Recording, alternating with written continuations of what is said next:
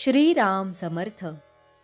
श्रोते हो, आपण ऐकत आहात श्री गोंदवलेकर महाराज यांचे प्रवचन. आधी श्रद्धा, मग कृती, नंतर अनुभव. गुरु आज्ञेप्रमाणे वागणाऱ्याला कधीही नड येत नाही. राजाच्या राणीला दुपारी जेवायला कसे मिळेल याची काळजी नसते. तसे गुरुचा आधार आपल्याला आहे असे ठाम समजणाऱ्याला कसली नड असणार. लांब उडी घेण्यापूर्वी 4 पावले मागे जावे लागते. परिसापाशी सोने व्हायला रुपयाचे लोखंड व्हावे लागते. तसे गुरुचा पाठीराखेपणा असून आपल्याला जी अधोगतीशी वाटते ती पुढच्या महत् कार्याची पूर्वतयारीच होय.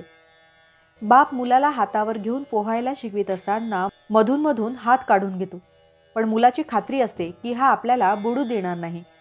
तसा आपल्याला सद्गुरूचा आधार आहे अशी आपली पक्की खात्री बाळगावी. आपण आजारी पडलो तर आपणच पैसे देऊन डॉक्टरवर विश्वास, श्रद्धा ठेवतो. औषधाची काही माहिती नसताना ते आपण घेतो. व्यवहारात जर असे आहे तर मग श्रद्धा उत्पन्न झाल्याशिवाय आपण नाम घेणार नाही असे म्हणणे बरोबर नाही. डॉक्टरवर विश्वास ठेवतो याचे कारण असे की आपल्याला जगायची इच्छा आहे. तसे भगवंताच्या प्राप्तीची तळमळ असेल तर मनुष्य त्याचे नाम घेतल्याशिवाय राहणार नाही. आधी श्रद्धा, मग कृती आणि नंतर कृतीच्या फलाचा अनुभव असा व्यवहाराचा नियम आहे.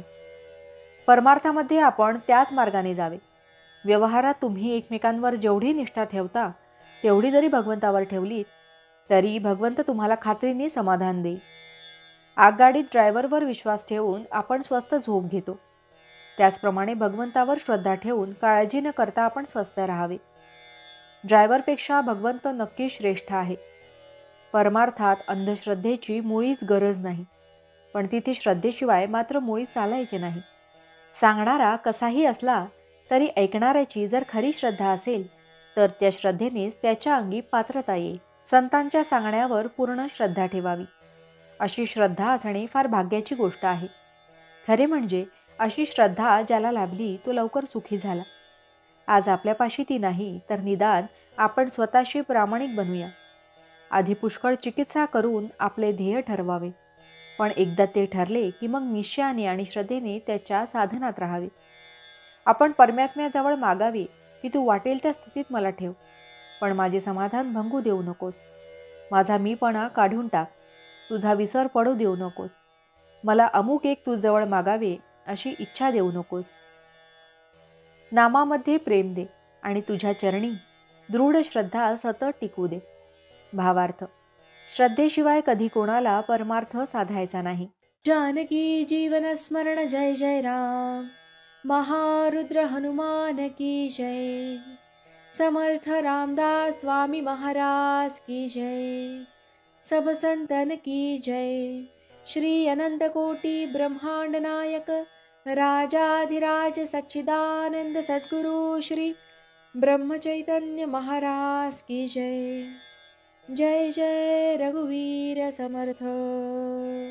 आता आपण 13 वेळा नामस्मरण करूया. श्रीराम जय राम जय जय राम. श्रीराम जय राम जय जय राम. श्रीराम जय राम जय जय राम.